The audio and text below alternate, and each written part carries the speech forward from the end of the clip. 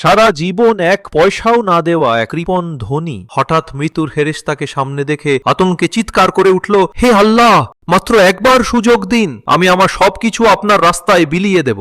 ফেরেশতা শান্ত স্বরে বললেন, তোমার সময় শেষ, আর সুযোগ নেই। মরিয়া হয়ে বৃদ্ধ বিছানার বালিশের নিচ থেকে একমাত্র সোনার মুদ্রা বের করে দ্রুত দরজার বাইরে থাকা এক অন্ধ ভিক্ষুকের দিকে ছুড়ে দিয়ে চিৎকার করে বলল, হে প্রভু, জীবনের এই শেষ দানটুকু তুমি কবুল করো। কিন্তু হায়, মুদ্রাটি ভিক্ষুকের হাতে না পড়ে সোজা পাশের নর্দমায় গিয়ে পড়ল।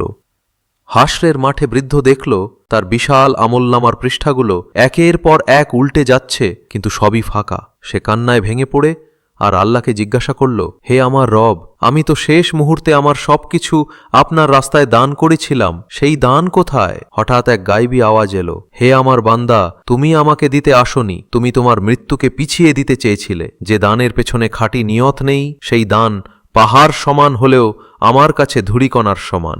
চারপাশের আলো নিভে গেল, আকাশ ভেঙে দুই ভাগ হল, এক পাশে স্বর্ণালী আলো, আরেক পাশে গাঢ় অন্ধকার। অন্ধকার ধীরে ধীরে বৃদ্ধের চারপাশে ছড়িয়ে পড়তে লাগল। শেষে বৃদ্ধের স্থান শূন্য হয়ে গেল, শুধু ধুলো উড়ছে আর কোথাও কোনো আলো নেই। একটি ছোট চারা মাটি ফুঁড়ে উঠে আসছে, ফিসফিস করে বলে গেল, ইচ্ছা যদি খাঁটি না হয় তবে দানের পাল্লা শূন্য, আর যার মন সঠিক থাকে সে ধ্বংসের মাঝেও বাঁচার আলো খুঁজে পায়।